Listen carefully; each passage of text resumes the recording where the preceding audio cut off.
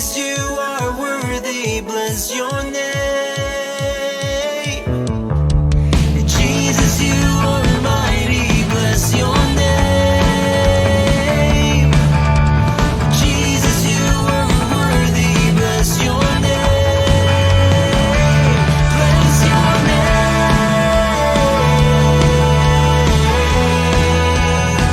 Your holy name.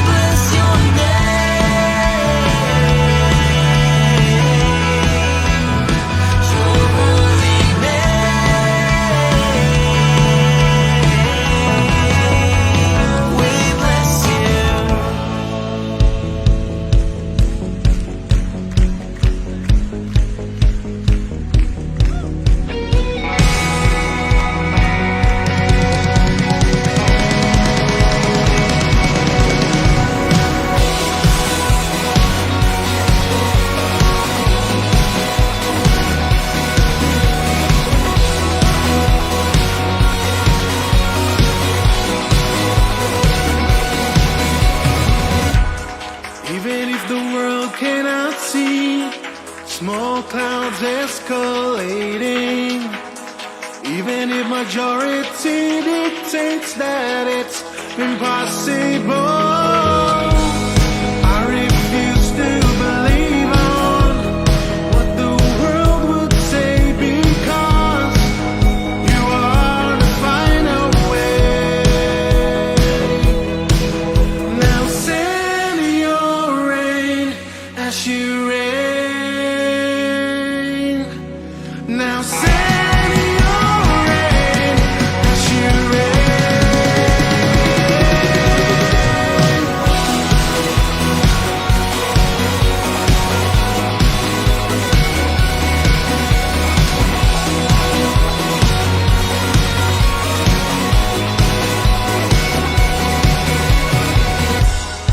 Even if the world cannot see small clouds escalating, even if majority dictates that it's impossible, I refuse to believe on what the world would say, because you are the final way. Now send your rain as you rain. Now send your rain as you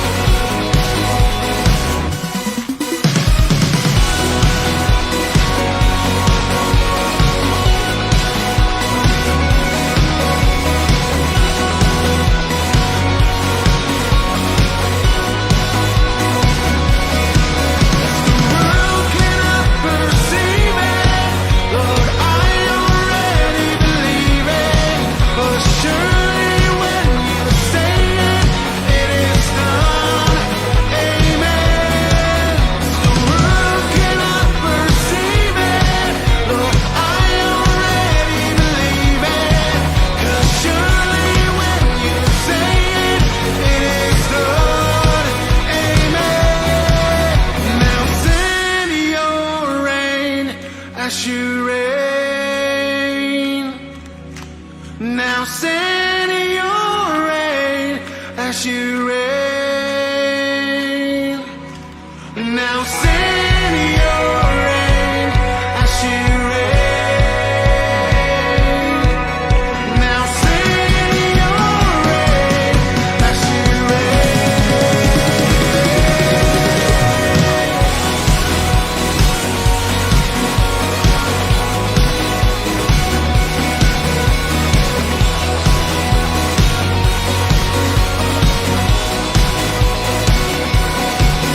the world cannot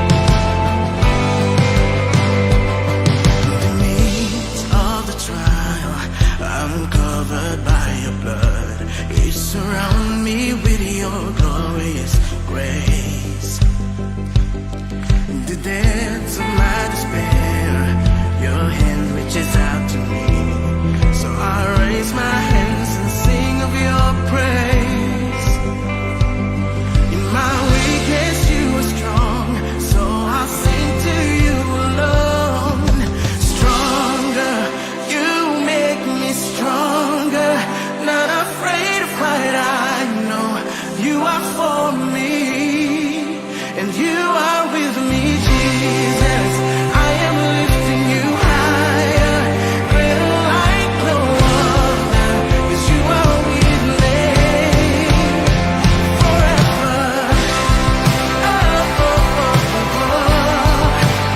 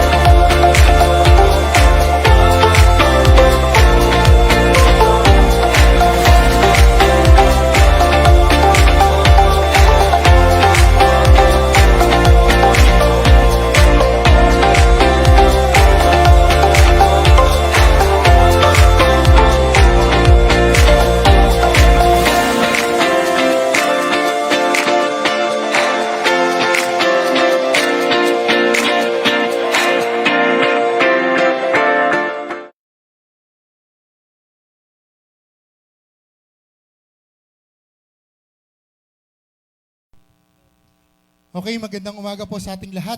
Sige po, tayo tumayo. Ayan. Okay. So yung mga nandito po sa physical, kung meron pa po kayo nakikitang bakante sa unahan po, okupahan niyo po muna unahan bago po natin nanayin sa likuran.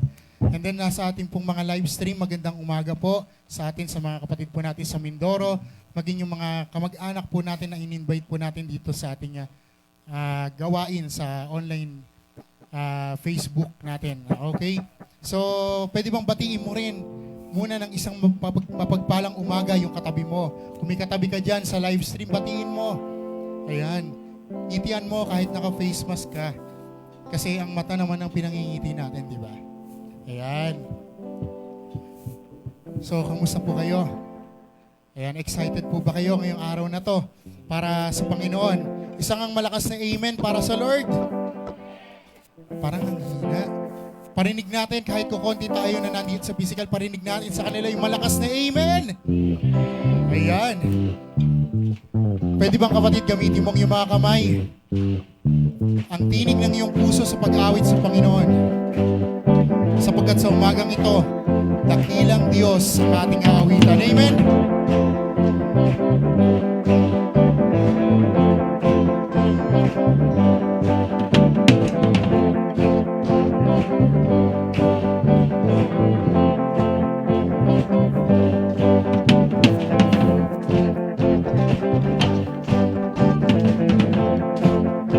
Ang lahat ay sumabay. You turn it all around. When I was hurting, now I'm rejoicing. In your love I found, 'cause I have joy. Whoa. You take away my pain. You turn my mourning into dancing. I can smile again, 'cause I have joy. Whoa. Let the celebration begin. Make a joyful noise unto Him. Come on, everybody, let's give Him praise, for He is good. You have given me the joy that won't stop and will never leave, so I will praise You with gladness, for You are good.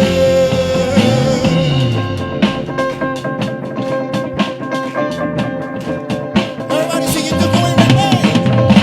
You took away my pain. Till my morning, You took my mourning into dancing, I can smile again, 'cause I have joy. Whoa. Oh, let the celebration begin. Make a joyful noise unto Him. Come on, everybody, let's give Him praise, for He is good. You have given me the joy that won't stop and will never leave, so I will praise You with gladness, for You are good. You have given me the joy that won't stop and will never leave, so I will praise You with gladness, for You are good. You turn my sadness into gladness. You turn my sorrow into joy. And now I'm singing and I'm dancing, and now we shout for joy. You turn my sadness into gladness.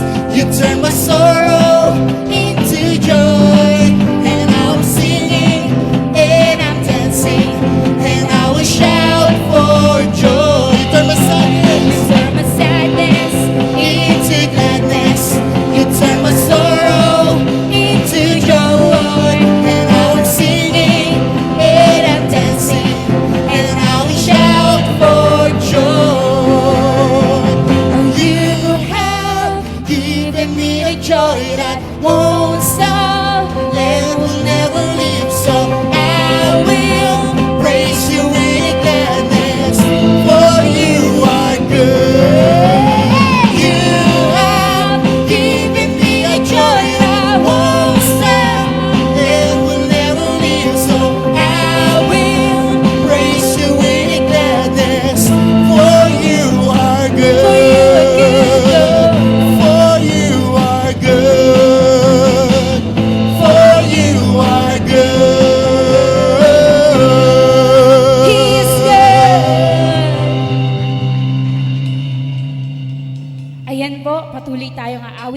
ating Panginoon. At sa pagkakataong ito, hayaan po natin na ialay ang ating mga puso sa Kanya. Hayaan natin na ipaayos ang ating mga puso sa Kanya sa pamamagitan ng pag-awit ng papuri para sa ating Panginoon.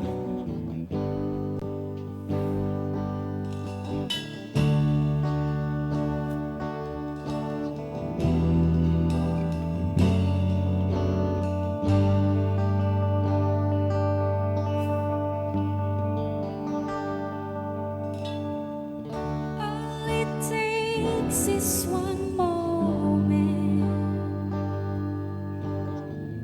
and just one touch from you. I put aside all distractions, 'cause I came for you. Oh, I came for you. I need you more than ever. 'Cause nothing else satisfies. Nothing else satisfies. All my life I surrender, 'cause I live for you,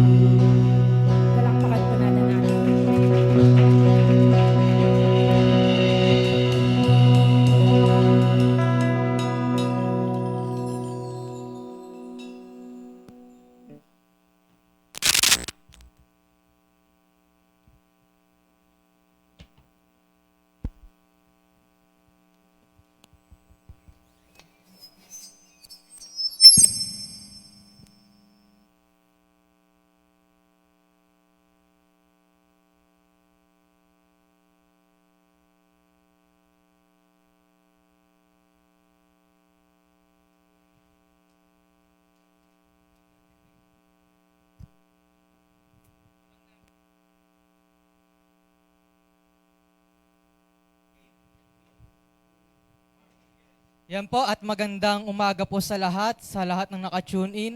So, patuloy po tayong mag-invite, magtagpa po ng mga ating kaibigan, ng ating pamilya and relatives po, no? At bago tayo dumako sa message, tayo muna po ay magsisimula sa giving. So, yung giving, alam naman po natin, ito yung ating ikapu. So, kung ikaw ay nandoon, yung may puso ka sa gawain ng Panginoon upang nandoon yung pangangailangan nito ay matugon, ay patuloy tayong magbigay ng ating 10% ng ating kinikita o tinatanggap sa pang-araw-araw. So, makikita nyo po dyan, yung naka-flash po yung ating GCash account saka yung BPI account. So, bago nyo po ipadala sa mga online na na po niyan, transaction ay ipag-pray nyo muna po sapagkat kayo at ang Diyos ang nakaalam ng inyong mga pangangailangan. Yun lamang po at maraming salamat.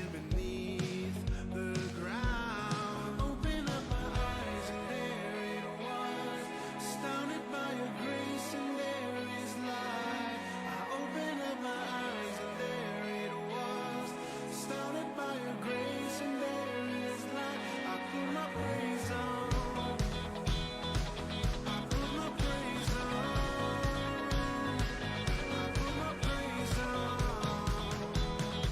I put my praise on.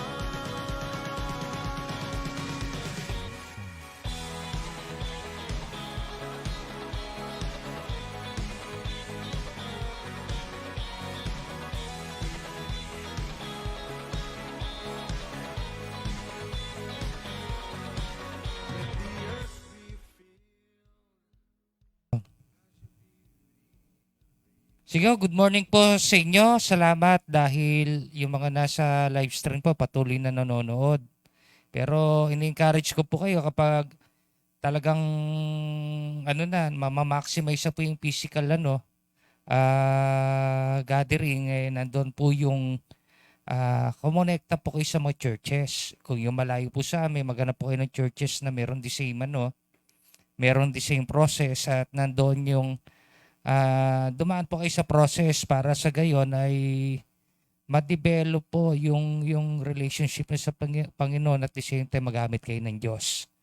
At yung mga nandito po, mga ilan-ilan po na nasa physical, magandang umaga rin po sa inyo. Good morning po. Kasi, yun, may na good morning din. Yung mga nakaraan po, pinag-uusapan natin about the Holy Spirit at kung ano ang kaya nitong gawin sa ating buhay. So, tinuro ko po sa inyo, siya yung backup. Yung Word of God, backup din niya sa buhay natin. At the same time, the Holy Spirit, nagbabasa tayo ng Biblia, binibigyan tayo ng wisdom and understanding ng Panginoon kung paano natin to troubleshoot po yung mga sarili nating buhay. At yun namang Holy Spirit, siya po yung tumutulong para yung pinapagawa sa atin ng Diyos through His Word ay magawa po natin. Siya po yung companion natin, siya yung nakikipag-communicate, siya yung bumabago sa atin, at siya yung tumatawag. Piniprepare tayo sa calling. Amen. At ang pinag-usapan natin na nakaraang linggo about Ezekiel chapter 36, verse 26 to 27, nakalagay ron, bibigyan ko kayo ng bagong puso, bibigyan ko kayo ng aking espiritu. Bibigyan ko kayo ng bagong puso upang makasunod kayo sa aking kalooban, at bibigyan ko kayo ng aking espiritu para yung ma-maximize nyo kung yung pagsunod natin sa Panginoon. So itong Sunday na to, ang pamagat po ng message naman natin is all about backup to reinforce.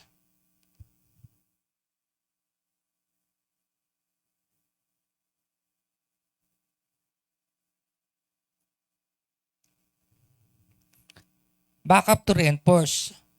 O, kumusta na po kayo? Na-experience ba yung reinforcement ng Holy Spirit sa buhay nyo? At to naman sa mga bago, napakahalaga po ng presensya ng Banal na Espiritu sa buhay natin para makahakbang tayo sa pagbabago. Palagi natin tatandaan ang goal ng bawat isa, kaya ka nag-surrender ng buhay sa Panginoon, ma-experience mo naman yung isang panibagong buhay na nakaugnay sa Diyos. Kaya yung born again experience, ito yung pagbabago ng pananaw. Kung dati, inaano mo, sinisikap mong maging maganda ang takbo ng buhay mo, kahit absent ang Diyos sa buhay mo. Ngayon, pag sinayang born again experience, nagpasya ka na nakasama mo na ang Diyos sa buhay mo. Hindi ko siya religion na. Ang tawag po rito ay isang another experience ng pagkakabang sa buhay. Tutuldukan mo na yung pagiging makasarili at nandoon yung ikaw ay magtitiwala na sa presensya ng Diyos. Ibig sabihin ng lahat ng gagawin mong hakbang, maliit na detalye, malaking detalye ng buhay mo, natututo ka ng sabihin sa Panginoon at nandoon yung inaantay mo muna kung ano yung instruction niya sa iyo bago magawin ng isang bagay. Palagi natin tatandaan yung mga past natin, yung mga pangit na nangyayari sa atin, palaging nag-uumpisa yan sa isang wrong decision. Yung magaganda naman, ibig sabihin, natama yung yung decision mo.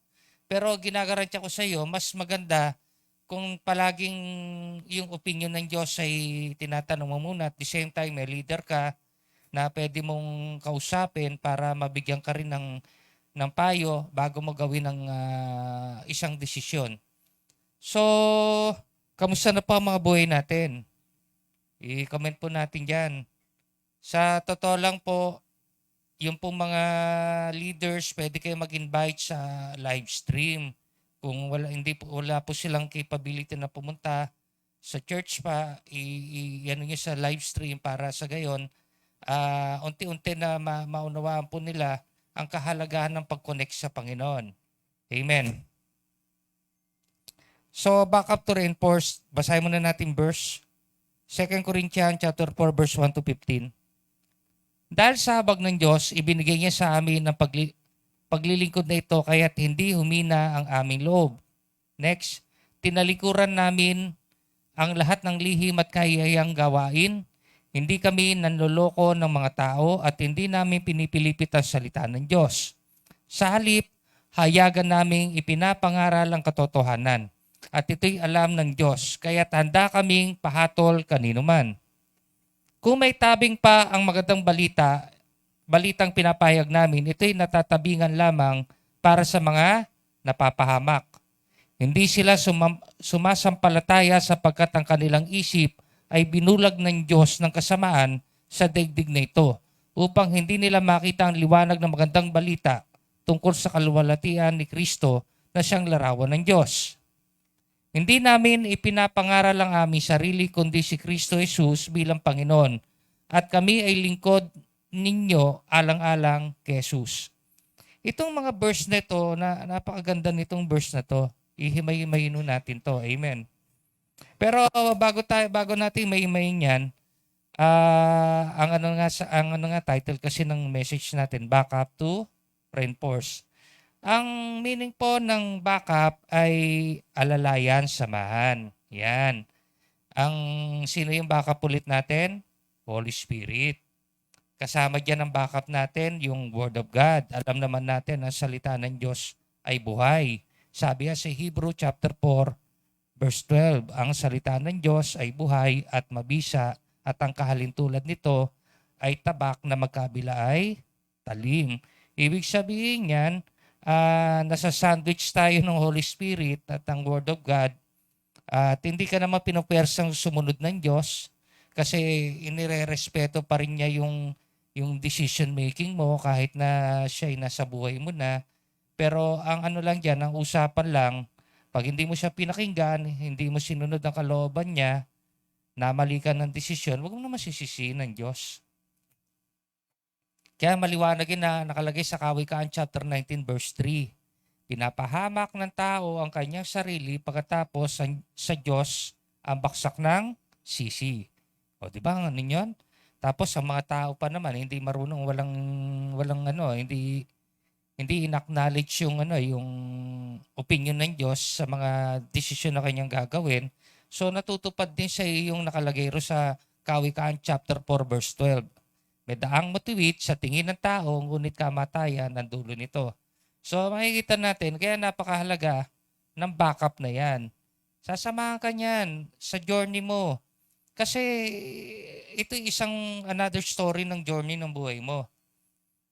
Gusto ng Diyos, pag nakipag-isa ka sa Kanya, nandoon yung ma-experience mo naman yung isang panibagong yugto ng buhay mo na talagang maging masaya ka.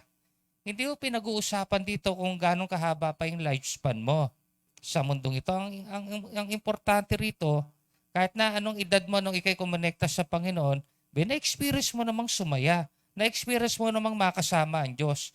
Na-experience mo naman yung plano niya. Kaya nga, napakapalad ng mga kabataan kasi sa murang edad nila, kumonekta ka sa Diyos, ang haba ng ang haba ng panahon na may experience mo yung talagang plano ng Diyos sa iyo. At hindi lang yon. Ginagarantya ko sa iyo, magiging instrumento ka ng Diyos sa mga susunod na generation. Kagaya ngayon, itong henerasyon na ito ng mga kabataan, kami ang ginagamit, darating yung pagkakataon, kami ay mag-e-expire, aalis dito sa mundo, kayo yung maiiwan, so kayo yung maging instrumento naman ng Panginoon. Kaya napakahalaga na nababago yung situation ng buhay nyo. Nagiging kayo mga tunay na anak ng Diyos at hindi lang tunay na anak ng Diyos na nadidevelop yung leadership sa buhay natin. Amen. Kaya dito sa church, hindi lang po dinidevelop yung well-being mo, dinidevelop din dito yung leadership na nandyan sa pagkatao mo ever since. We are born leader. Kung di mo kayang tanggapin yan, di balikan mo kahit yung nasa lumang buhay mo ikaw.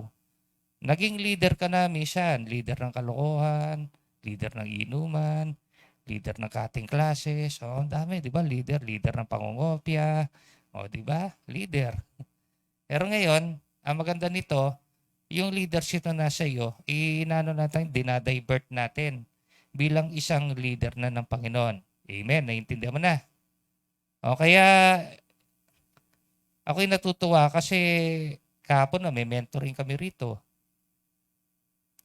Network by network ang nanditong mga tinuruan ka unang-una yung grupo ni Robert. Ilan yung grupo mo? Si Raymart tsaka yung anino niya, no? Yung grupo mo. Ewan ko, ano nangyari doon sa kay RC naman, mga grupo ng, mga musikero ba yon? Hindi. Yung isa lang musikero? Ilang yung matabata musikero daw, no? Sino ba yun? Marami-rami ho sila, kaya maganda yung kwentuhan namin. Ito yung second batch po ng mentoring. Tsaka po yung 100 disciple ni Noli. Nasaan pa si Noli? Wala pa? Mamayang hapon siguro yun. No? So ang backup, alalayan ka, samahan ka. Kaya pag alam mo, alimbawa, kayo mga nandito at maging nasa live stream, na-experience mo na sinasamahan ka ng Holy Spirit, wag mo na siya ignore. Kasi ikaw rin yung lugi para kang sumisipa sa matulis sa bagay. Hindi natin naiintindihan na sa sobrang pagmamahal ng Diyos sa atin, yung espiritu na yan ay pinadala sa atin for one main purpose. Alalayan tayo. Para doon sa pagbabago. Diba? Yun naman talaga ang natin, ang nais natin, may experience yung pagbabago na yan. O ang gusto mo lang pala, ituloy-tuloy lang yung lumang buhay. So, hindi mo kailangan ng spiritual family, hindi mo kailangan ng Holy Spirit kasi wala ka naman palang plano magbago. Kaya nga merong verse sa Bible na huwag mong pipigatiin ang banal na espiritu.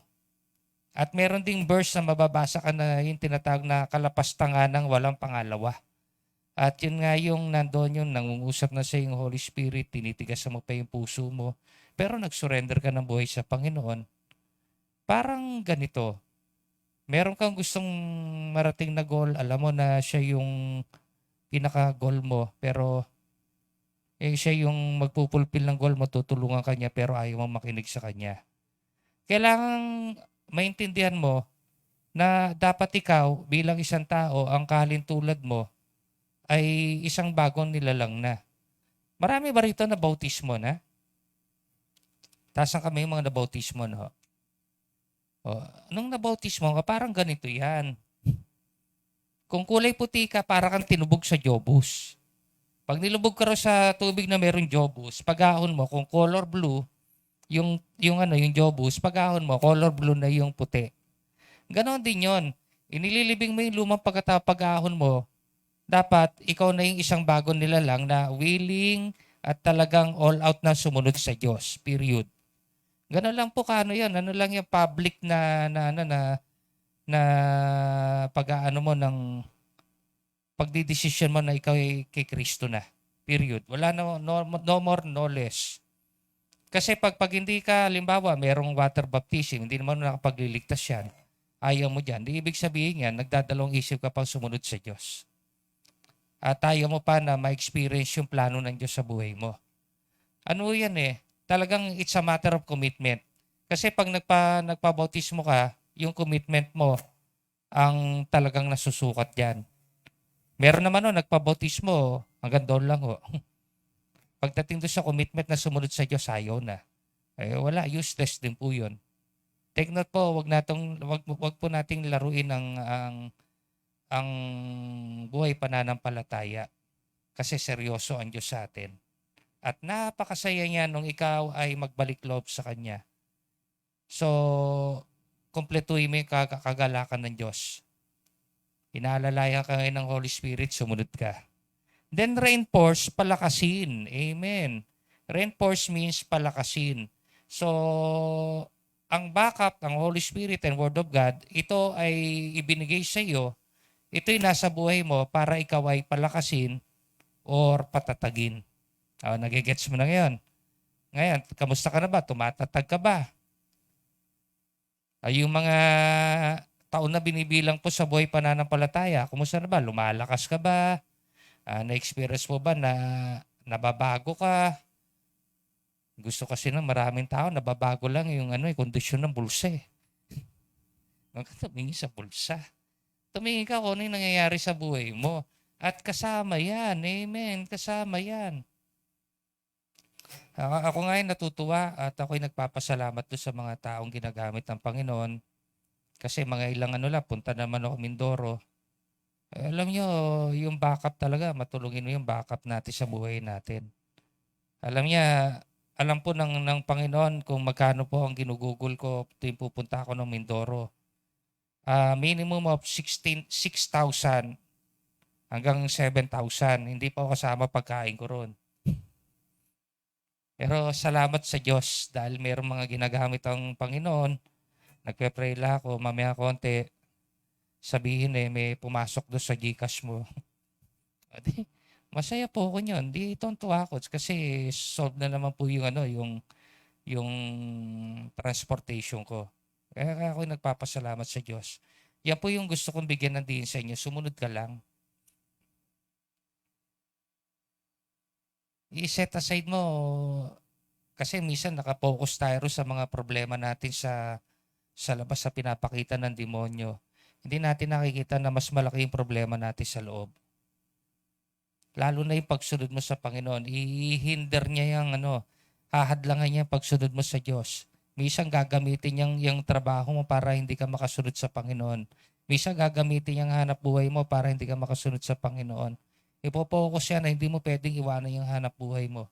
Ipopokus siya na pag magsikay ka dyan sa trabaho mo at nandoon yung hindi ka unlad ng palaging sa Panginoon, matindi si Satanas. Kaya natutuwa po ako dahil meron tayong mga mentoring kay Bishop Oriel. Talagang alam niyo si Bishop Oriel, pag yung nakikita niya na kinakain ng sistema ng mundo yung mga leader niya, ini-encourage siya mag-resign sa trabaho. Umanap ka ng trabaho na hindi magiging sagabal sa pagsunod mo sa Panginoon. Amen? O kung meron ka ng ipon, imbis na maghanap ka ng ibang trabaho, magnegosyo ka. Pinaka-the best yung may sarili kang negosyo kasi hawak mo na yung yung oras mo yun. Ngayon, kung tali ka pa rin to sa negosyo mo, may problema. Kasi hindi mo alam kung bakit ka nagninegosyo. Kaya nung ako yung humiling na, Lord, bigyan mo ako ng isang negosyo na hindi magiging hadlang sa pagsunod ko sa iyo, ibinigay ko ng Panginoon. Ang pinaka mahabang panahon ng tumatakbo sa akin yung barbecue. Since 2005. 16 years. Tama ba? 16 years? 16 years na yung negosyo hanggang natutuwa ako pag merong bumiling bago, mamaya konti may order na ng maramihan. Kasi nga, natikman niya raw yung barbecue ko, ikinuha yung number ko. Tapos, dinideliveran namin na dumami customer namin. Alam mo yung mga nandito yan, hindi kami nawawala ng mga orders weekly. Kaya pag talagang mga 5,000 barbecue na yung in-order linggo-linggo, titigil ko na yung ibang malamang tigil na yung ibang hanap buhay. O kaya pamimigay ko na yun, ituloy mo na yan. Kasi ito lang, hindi mo na maanuan yan. Gaya ang Diyos. Ang importante lang yung commitment mo. Yung commitment mo. Amen. Paki-slide. Ang banal na espiritu ay inaalalayan o sinasamahan tayo upang palakasin at patatagin. Amen.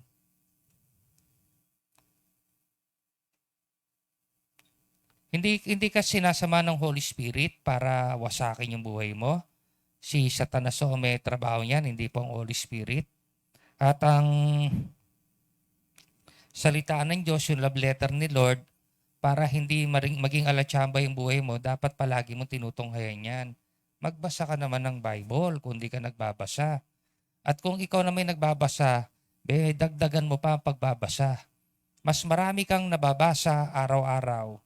Yung wisdom and understanding, mas mabilis pumasok sa iyo. Sa akin po, bumilis na po ako, nag-triple na po yung bilis ko dati sa pagbabasa ng Bible. Itong July na to, naniniwala ako, tapos ko na naman yung Bible for the second time. So mag-uumpisa na ako for the third time. Amen? Ang prayer ko, makuha ko hanggang December. Pero hindi ko binibili sa yung parang gumagawa ko ng Guinness record sa buhay ko, ha. Ginagawa ko 'yan para sa gayon, yung pagtuturo ko po sa inyo ay maging mas malinaw at the same time hindi po ako maubusan ng ituturo sa inyo. Ganon din naman yung mga leader, kailangan ganyan ka rin para hindi ka maubusan ng ituturo doon sa mga tinuturuan mo. At doon naman sa mga nag-a-aspire na maging leader, o nag-aayos ng buhay, napaka-importante pa rin ng Word of God. At lalo na yung conviction ng Holy Spirit. Amen. Note, para tumatag ka at mag-excel ka,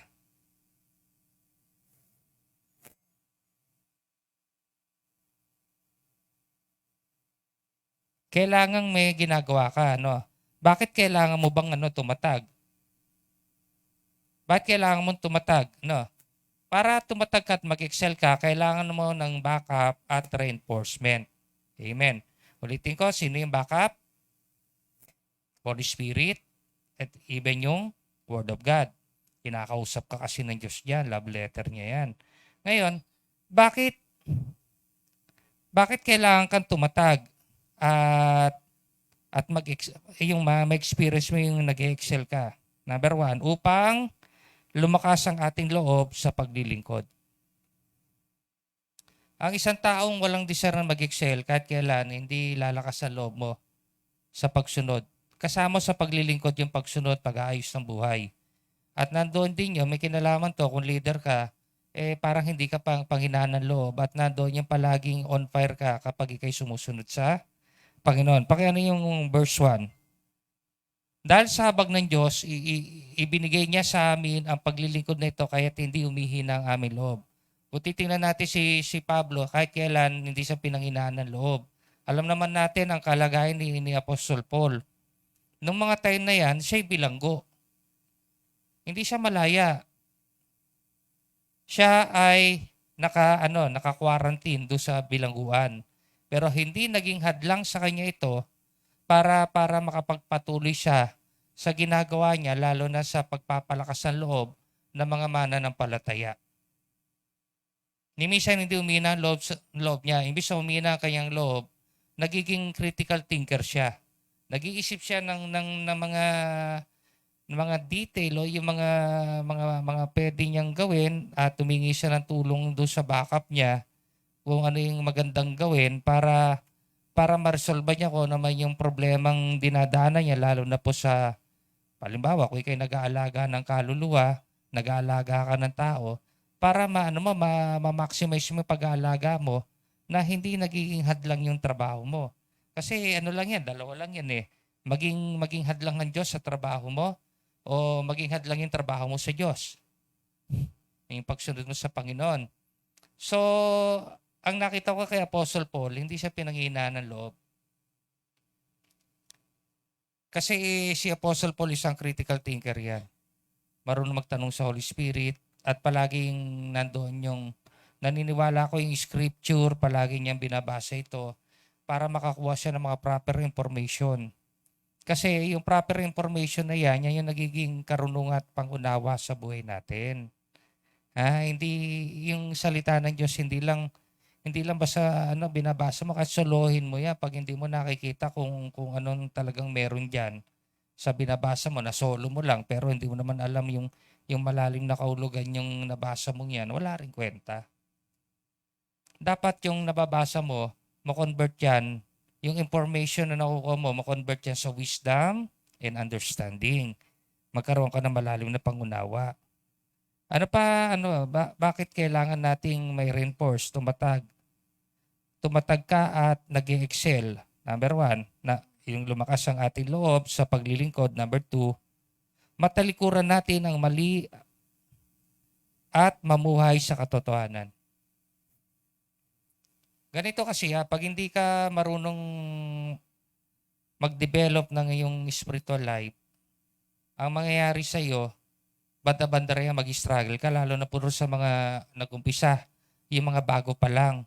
Napakahalaga na alam mo kung ano yung ginagawa mo. Bakit ba ako nandito sa church na ito? Bakit ba ako nakakonekta sa isang leader? Ano ba purpose nito? Ngayon, masaya ka. Kasi nandoon yung may connection ka sa mga bagong tao. Maring pag Sunday, tontuwa ka pag nakikita mo yung pastor mo. Pero pag hindi mo alam kung ano yung real purpose, kung bakit kailangan tuloy-tuloy kang kumonekta, baka kapatid, nandoon ka lang sa tinatawag na honeymoon stage. Pag nagkaroon na ng conflict stage, ang gagawin mo, iwanan mo yung church na nangangalaga sa iyo, yung leader na nangangalaga sa iyo, iwanan mo na. At ang matindi, pag iniwan mo yan, ang number 1 tendency mo, bumalik ka rin sa lumang buhay. Nagigets natin. Kaya ang buhay pananampalataya ay hindi gawang biro. Pero ginagarantiya ko sa iyo, pag niyakap mo to at nandoon yan ang goal mo ay humusay ka doon sa panibagong identity mo, ginagarantiya ko, tutulungan ka ng Holy Spirit na humusay. Ano ibig sabihin ulit ng humusay? Mag-excel, maging excellent. Amen. Yun yung English word po ng humusay. Alam namang pinasok mo ang isang uri ng pamumuhay, ang gusto mo maging bobo ka rito. Yung maging ropor ka. Wala naman siguro ganun. Meron ba rito nag-enroll sa school tapos ang goal mo maging ropor? Meron? Taas ang kamay ng goal mo maging ropor. Nag-enroll ako ng engineering, ng taas ng matrikula ko. Ang goal ko maging ropor. Sa totoo lang, nung ako'y wala sa Panginoon, kahit na ang tindi ng desire ko na maging gumraduate ng engineering, pero doon sa mga ginagawa ko, nagmukha akong ropor. Pero salamat na lang dahil inaayos ng Diyos. Kaya nga sabi ko, mapalad yung mga yung mga kabataan na tumutugon ngayon. Kasi bago magtuloy-tuloy na mawasak ang buhay ng bawat isa, nabibigyan kayo ng proper instruction pag kayo nakakonect sa isang spiritual family. Pag nakakonect ka sa isang matinong leader, bibigyan ka rin ng proper instruction yan. Siyempre, kung totoong ang isang tao ay leader ng Panginoon, ang ituturo niyan doon sa mga taong kumukonekta sa kanya, yung mga makakatulong talagang mabago yung kanilang mga lifestyle from bad to good, from good to better and better best. Amen. Matalikuran natin ang mali at mamuhay sa katotohanan. Lahat tayo, marami tayong mga maling ginagawa nung hindi ka pa nagde-decide na magbalik loob sa Diyos. So, yan yung number one na dapat nating ito-troubleshoot. Ma-eliminate yung mali. Palagi mong tatandaan, isa sa katangian ng Diyos na ibinigay sa atin, yung kalayaang magdesisyon sa buhay natin. Yung desisyon na inilagay ng Diyos sa buhay mo, inilagay ng Diyos yan para magdesisyon kang iwaksi ang mali at tanggapin ang katotohanan o yung tama. Ang aso ba may desisyon? Alam niyo ba yung tama at mali? Meron siya yung ano lang tinatawag na instinct. Animal instinct ang tawag doon. Pero tayo, hindi tayo mga hayop, kaya meron tayong tinatawag na decision making. Kasama po sa decision making natin, kapag itinalaga mo yung buhay mo sa Panginoon, well prepared ka na si Lord, tutulungan ka na yung pagdidesisyon mo sa buhay mo ay yung iwaksi mo yung mali at tanggapin mo yung katotohanan. Kasi dapat ma-realize mo yung katotohanan na yun ang hindi natin pinamumuhay. Yung mali, matagal na. At wala namang idinulot na maganda sa atin. Kaya bakit hindi naman gamitin mo yung decision mo dito nang sa katotohanan. Tingnan ko kung ano maging epekto. Huwag mo nang tingnan kung ano maging epekto. Tingnan mo na lang yung mga nauna sa iyo. Amen. Kasi kung halimbawang ako hindi namumuhay sa katotohanan, baka kasama ko yung mga nandito rin na dati mga pusher, kami na yung magkakasama ngayon. Gumawa na kami ng sindikato rito. Ang pinuno namin si Kuya Carlito, pinuno namin. Siya yung mastermind. Hindi naman ganun eh. Dito, ayusan tayo ng buhay. Pag hindi mo na-experience yung katotohanan, malabong maayos ang buhay mo. Sabi sa 2 Corinthians 4:2, tinalikuran na namin ang lahat ng lihim at kayayang gawain. Paano nangyari to? Kasi si Pablo ay sinasamahan ng banal na espiritu, may backup. At nandoon yon dahil nga siya'y Pariseo, matindi siyang magbasa ng Bible o ng mga scriptures. So naging nito? Ini-empower siya ng Holy Spirit at the same time nagbabasa siya ng Word of God, ini-empower siya ng Word of God. Ang decision making niya, tinalikuran namin. Hindi ka nagbabasa ng Biblia para i-tolerate ka ng Bible. I-tolerate yung maling ginagawa mo, sasabihin ba ng Biblia, o sige, lahat ng maling ginagawa mo, tuloy-tuloy mo lang yan hanggang mawasak ang buhay mo. Hindi Biblia yung hawak natin, baka Biblia ni Satanas yan. Kasi pag yung mali ang tinuturo niyan, hindi galing sa Diyos yan. At yung Holy Spirit, hindi ka na mahulukan yan na tuloy-tuloy natin wasakin ang buhay natin. I-empower niya tayo kasi tayo yung mga tao na talagang aminin na natin na wala pa tayong ganong kasanayan sa pagsunod sa Panginoon. Ako nga matagal na sa Panginoon, patuloy pa rin nagpapaturo kung paano yung mas malalim pa na pagsunod sa Kanya. Hindi ko sinasabing alam ko na ang lahat ng yan, kaya patuloy ako nagbabasa ng Biblia. Patuloy ako nagtatanong sa Holy Spirit. At patuloy akong humihingi ng payo sa mga mentor na ginagamit sa akin ng Diyos. Mahalaga yan. Pag yung tatlo na yan, nakalimutan mo, ang hirap na mag-excel ka. Huwag kang papayag na mini-maintain mo lang yung buhay mo. Wala pa nga nangyayaring yung pag-angat, may-maintain mo na. Dapat nangyayari sa ito, yung nagpapasya ka ng talikuran yung mga kayayang mga ginagawa, tapos kung dati nanloloko tayo, ngayon hindi na rin natin pinipilipit yung tama. Bagkos tinatanggap nating mali, namumuhay na tayo sa katotohanan. Tapos sa alay pahayagan namin pinapangaral ang katotohanan at ito'y alam ng Diyos. Kaya handa kaming pahatol kanino man.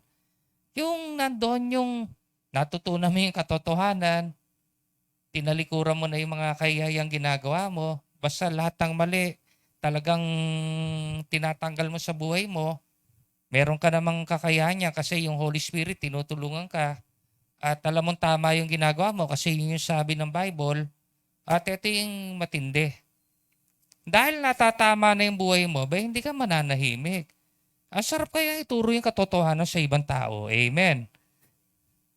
Pag naturuan mo ng katotohanan yung ibang tao, nabago buhay nyon. Kahit na yung taong aabutin mo, mga 50 tornilyo na natanggal sa utak niya, pag naayos yan, ibang klase yan. Amen. Yung mga taong hopeless case na parang yun na yung wakas ng mundo niya, tapos biglang nabaliktad yung takbo ng buhay niya, 'di ba? Napakagaan sa pakiramdam na ikay ginagamit ng Panginoon para yung tao na yon ay maunawaan ng katotohanan, naging instrumento ka ng Diyos. Are you learning? Mahirap naman yung hanggang sa mamatay tayo, lahat ng kalokohan lang tinuturo natin sa mga kapwa-tao natin. Yung mga nagiging new friends mo, imbis na turuan mo ng tama, ang ginawa mo, tinuruan mo mag-drugs. O di wasak buhay. Tinuruan mo maging lawless person. Yung yung mga tinatapang mga outlaw. Dapat turuan natin silang sumunod. Palagi natin tatandaan may batas pa rin ng Diyos. Pero ito yung maganda. Nakabaka pang Holy Spirit sa iyo para yan ay makita mo kung ano yung mga dapat enhance sa buhay mo. So yun, mga susunod, kung gusto niyo malaman yung patungkol sa kautusan, turo ko po sa inyo yan. In number 1, lumakas ang ating loob sa paglilingkod. At hindi ka naman makapaglilingkod na pangit ang buhay mo, hindi mo pa winawak yung mali, hindi mo pa tinatanggap yung katotohanan, hindi ka pa rin namumuhay sa katotohanan, hindi ka magagamit ng Panginoon. Kaya yan dalawa na yan, interconnected yan. No? And then number 3, upang maging maliwanag ang ating pagtuturo tungkol sa katotohanan. Ang Holy Spirit, inilagay ng Diyos sa buhay natin, ang backup na yan, para makapagturo tayo ng malinaw sa katotohanan. Tatanungin ko kayo, malinaw ba yung napapakinggan nyo? Baka malabo. Sa totoo lang, sa tuwing tatayo po ako rito, palaging sinasabi ko sa Panginoon, maging malinaw yung aking sinasabi. Sayang naman yung opportunity na magamit ako ng Panginoon para makapagturo sa inyo. Yung pala malabo yung napapakinggan nyo. Di ba kahit na sa school, yung teacher malabo yung pagtuturo. Kahit na anong talino mo, parang hindi mo magets, no? Nagigets mo lang pag ikaw na yung nag-self-study, amen? Nangyayari ba yun? Nangyayari? Taas ng kamay kung nangyayari yun. Yung pag nagtuturo yung teacher mo, nosebleed ka. Hindi mo maintindihan. Ngayon tatanong, taas yung kamay na intindihan yung sinasabi ko. Parang tatakot lang kayong hindi magtaas ang kamay. Ay, handa mo yung Armalite dyan, yung hindi magtaas ang kamay, barilin mo kaagad.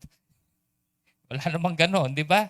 Kaya maganda rin yung Pastor, hindi ko naintindihan, i-approach nyo ako mamaya. Kausapin ko kayo, i-approach nyo ako. Paano yung 2 Corinthians chapter 4, verse 3 and 4? Kung may tabing pa ang magandang balitang pinapahayag namin, ito'y natatabingan lamang para sa mga napapahama. Kailangan maunawahan mo, ang dati ang kalagayan natin, tayo yung mga taong mapapahama. Kaya wala tayong yung appetite na makinig ng Word of God. Wala kang hunger para makinig ng Word of God. Pero ngayon, dahil ikaw ay meron ng relationship sa Panginoon, hindi na malabo sa iyo yung mga naririnig mo.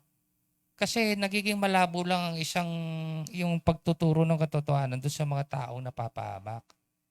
At maganda nito, nagiging maliwanag yung pagtuturo mo tungkol sa katotohanan. Palagi mong tatandaan, ito yung nagiging malabo lang doon sa mga taong ayaw talaga tanggapin ang salita ng Diyos at pinipilit na ito gusto ko. Hindi ganyan nagwo-work ang buhay. Kung gusto mo talagang maging masaya yung pag-stay mo rito sa mundo, ito ang gusto ng Diyos. Magkaiba yan sa ito ang gusto ko. At iba rin yung ito ang gusto ng Diyos. Pakiano yung verse 4.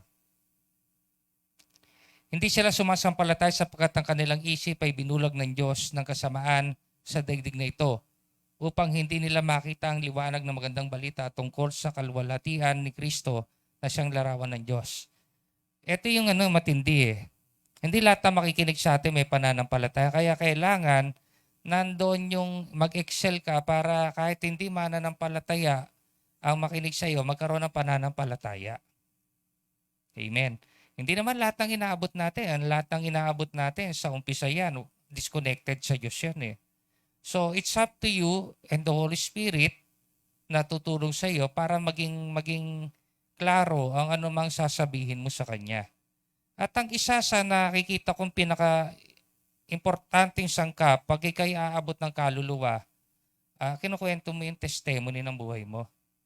Kinukwento mo kung ano yung dating buhay mo, tapos nung ikay magkaroon ng relationship sa Panginoon, eto na nangyari sa buhay mo. Hanggang sa present ay nandoon yung nakikita na from glory to glory ikaw ay nag-excel. Ang hirap naman yung kukwento mo yung buhay mo. Noon yun. Hindi ganun yun. Dapat merong tinatawag na tuloy-tuloy na pag-angat ng iyong pagkatao. Kasi nasa Panginoon ka, nag-excel ka everyday. Ano ulit ang ibig sabihin ng pag-excel pagdating sa spiritual? Yung ginawa mo kahapon ay hihigitan mo ngayon at ihigitan mo bukas. Excel. Hindi ka pumapayag na yung ginawa mo kahapon ay yung pa rin yung ginagawa mo ngayon at yun lang din yung gagawin mo bukas. O kaya yung ginawa mo kahapon, binabawasan mo pa ngayon, babawasan mo bukas. Walang pag-excel ron. Pa-decrease ka nyon. At wala ako nakitang na nagsabing anak ng Diyos, paatras. Pabanti ka. Kung yung mga kasabayan mo nag-excel, dapat nag-excel ka rin. Nagumpisa kang immature, pero ano mo yung nagiging mature ka na. At sa totoo lang, lahat po na nagbalik loob sa Diyos, immature yan. Pero banda-banda yan dahil natuto siya makinig sa backup niya, natutong magbasa ng malalim sa Biblia. Hindi ka na nananatiling immature, nagmamatured ka. At pag nagmamatured, ibig sabihin yung excellence sa buhay mo. Nag-excel ka eh. Nag-excel ka. Agree o disagree? Comment kayo dyan, yung mga nasa online. Kaya hindi madali po magturo ng katotohanan. Para makapagturo ka ng katotohanan, talagang bubusisiin mo ang Biblia. Hindi ka papayag sa loob ng isang araw na hindi ka nagbabasa ng Biblia. Huwag naman yung isang verse ang araw. Wala ba pala ron? Huwag naman isang chapter sa araw. Sa mga beginners, okay yan. Pero pag ikay mga 3 years na sa Panginoon, gawin mo naman 3, 4 na verse. Hanggang 5 verse tuloy. Chapter.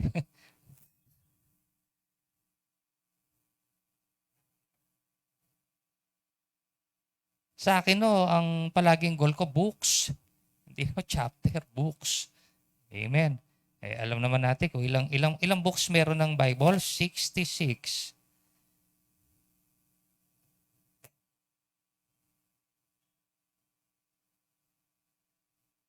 Nagigets yun ngayon ako. It's up to you kung paano mo siya babasahin. Huwag mo lang susuluhin talaga. Ano lang siya, read at ease. Kasi kakausapin ka naman ng Panginoon dyan eh.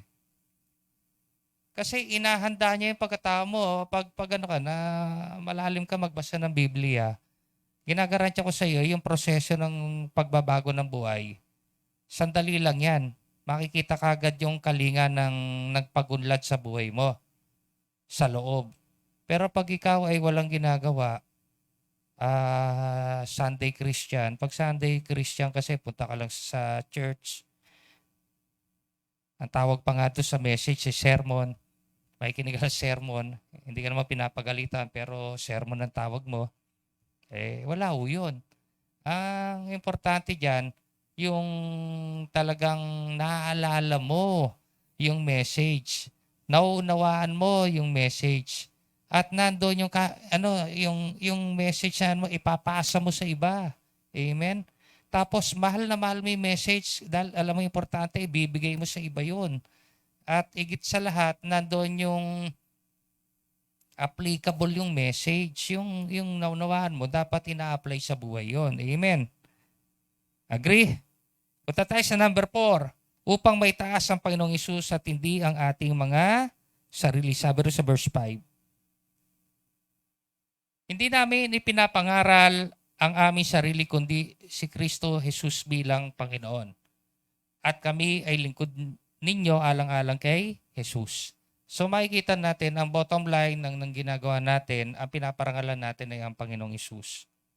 Para nandoon yung hindi mawala ng kabuluhan yung kanyang ginawa sa krus ng Kalbaryo. Huwag kang aalis doon sa salvation na ginawa sa iyo ng Panginoong Hesus. Pag ikay nagbabasa ng Biblia, hindi ka basta-basta may liligaw na religion ang dala. Nandoon yung makikita mo, ang binibigyan naman ng emphasis ng Biblia ay pagmamahal, pag-ibig. Ang binibigyan ng emphasis ng Diyos ay yung makita sa buhay natin, yung identity niya. At ang pattern natin ng Panginoong Hesus, kung titingnan natin kung paano siya namuhay rito sa mundo, siya yung pattern. At ang maganda nito, si Apostle Paul, pinattern niya yung sarili niya sa Panginoong Hesus. So, kapag pinattern mo yung sarili mo kay Apostle Paul, nandoon din yung nakapattern ka rin sa Panginoong Hesus. Kaya tayo mga leader, talaga sikapin natin ang pattern ng buhay natin, ang Panginoong Hesus. Wala tayong ibang ipapangaral, hindi tayo nagtatayo ng sarili nating kaharian. Amen. Ang pinapangaral natin ang Panginoong Hesus. Kaya yung mga churches na nag-exist na nagtuturo ng relationship, bagamat magkakaiba pangalan yan, kapag isinigaw yung Jesus Christ, nakakaintindihan, o yung Jesus. Pero subukan mo, iba't ibang churches, magsasama-sama tapos sisigaw yung mga pangalan ng church sila. Ang gulo nyon.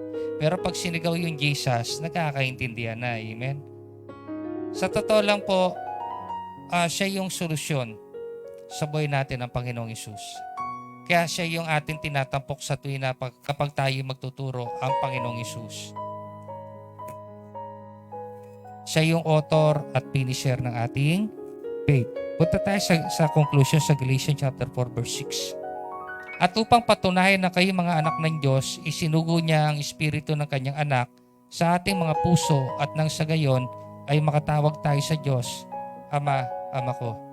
Yang backup na yan ay nagbibigay ng diin sa iyong pagiging anak ng Diyos. Ang hirap naman, ipinoproclaim natin na tayo mga anak ng Diyos, ama natin ng Diyos, pero ang buhay natin bulok. Hindi nakikita yung kalinga ng pag-asenso. Dapat nakikita na from glory to glory, umangat yung situation ng buhay natin. Yung kapag aalalahanin mo yung first time na mag-surrender ka ng buhay sa Panginoon, tapos titingnan mo yung status mo ngayon, yung kalagayan mo ngayon, ang layo na narating mo dahil paganda na paganda. Sa pagbe-venture mo, sa yung paglalakbay mo sa buhay pananampalataya. Hindi naman palaging nasa maayos sa kalsada. Minsan napupunta ka pa rin naman sa rough road eh. Pero ang maganda niya, natututo ka pag napupunta ka rin sa rough road. You're learning from your mistakes. Natututo ka rin sa pagkakamali mo. Ang mahirap po sa isang mananampalataya, pag mali na, tuloy-tuloy na. Mga kapatid, ang ganda yung message ngayon. Huwag kang papayag na yung katotohanan na gusto makita ng Diyos sa iyo, hindi makita. Huwag kang papayag na namumuhay ka pa rin sa kasinungalingan. Ito yung number 1 goal natin, makita yung katotohanan. Amen. Taas ang kamay niya, merong mga natutunan. Comment ka kung meron ka natutunan. Ngayon kung talaga may natututunan ka, bakit hindi ka makipag-usap sa Diyos sandali? Pastor, bakit ba tuwing matatapos yung message, gusto mo na makipag-usap kami sa Diyos? Kasi ikaw nakakaalam kung ano yung gusto mong hilingin sa Panginoon pagkatapos mo makinig ng message.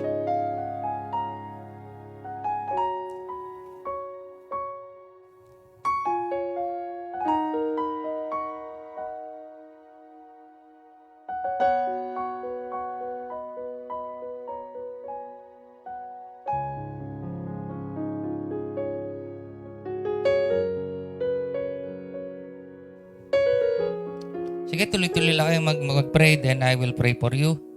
Lord, sa oras mong ito, ako'y nagpapasalamat sa mensahe mo. Salamat sa pagkakataong ibinibigay mo para makapagturo ng tama para po sa kapakanan ng mga taong nakikinig. Salamat sa message. Salamat sa kaliwanagan. Salamat sa patuloy na pagbibigay mo sa amin ng information para ito maging wisdom and understanding sa aming buhay. Na ang buhay pananampalataya ay hindi gawang biro, pero pag naging seryoso kami, ang dami nitong dadagdag sa aming buhay na simulat sa puli hindi pa nangyayari sa amin. Salamat dahil ginagamit mo ang buhay ko, at salamat din, Panginoon, dahil ang lahat ng mga seryoso na nakikinig ngayon ay gagamitin mo rin ang kanilang buhay. Hindi sila mananahimik dahil alam nila ang katotohanan at ito'y kwento nila sa iba, Panginoon. Thank you, Panginoon. Patuloy mo i-bless sa mga pamilya ng bawat isa nandito. Sa iyo lahat ng kaluwalhatian, sa iyo lahat ng kadakilaan, pinupuri ka namin magpakailanman. Tulang po ang aking panalangin na mayroong pananalig sa iyo.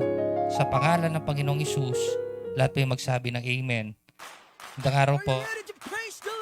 Yahweh, Yahweh,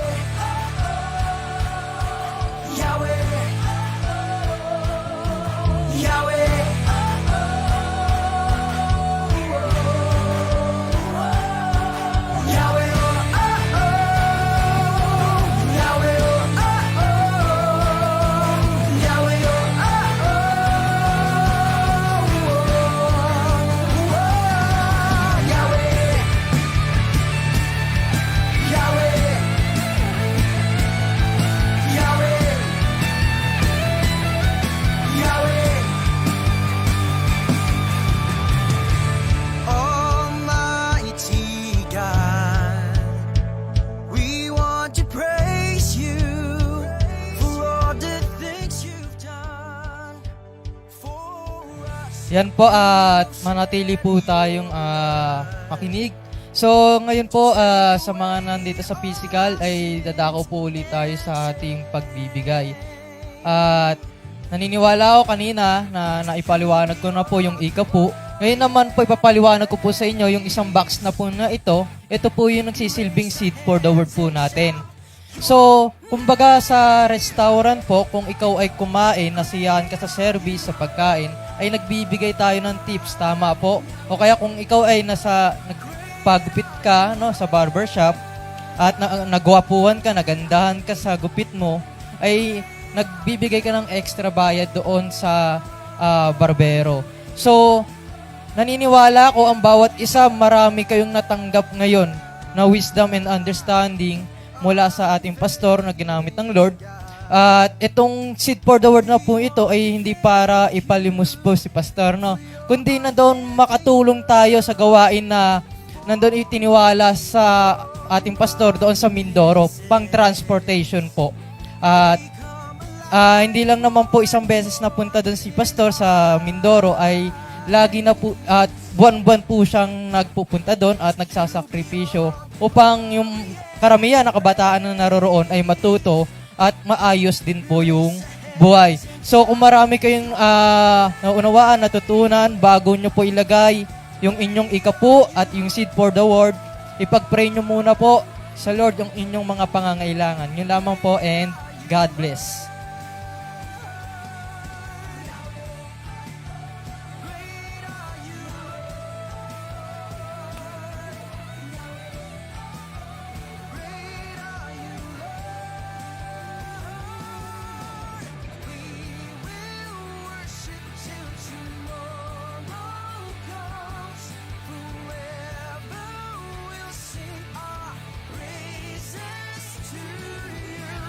In your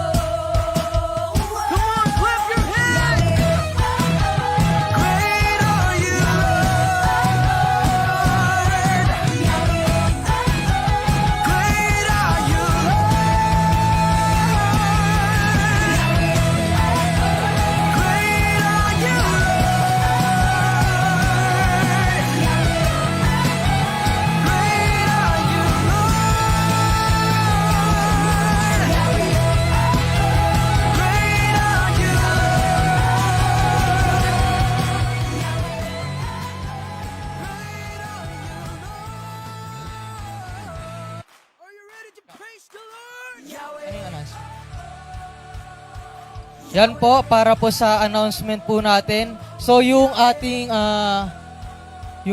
live class, Red White, paki-flash po. So yung ating live class mamayang gabi po ay week 7. So mga 6:45 po ay online na po tayo at mag-tune in na po tayo ng maaga para nandoon ay makapag-start po tayo ng 7 p.m. So, wag po natin kakalimutan na yung ating daily task ay nababasa po natin, yung ating pagde-devotion, no? Wag po natin kakalimutan. Patuloy tayong makinig sa ating live class, lalo na sa mga estudyante po. And then next po kay Dait. So, sige.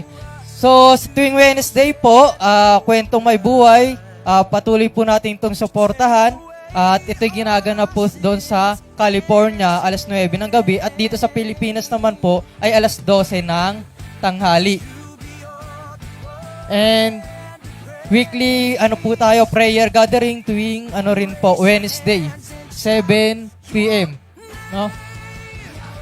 Patuloy po tayong sama-samang manalangin sapagkat yung corporate prayer po ay mas nagiging makapangyarihan at mas na ibibigay natin sa Lord yung ating mga panalangin. And ating subscribe na po ang ating YouTube channel, no? At kung may mga hindi pa nakapanood ng ating live stream kanina, ay pwede nyo po mapanood dyan sa ating YouTube. Nakalink po yan dyan. Meron pa. So, yun lamang po yung ating announcement. So, God bless po.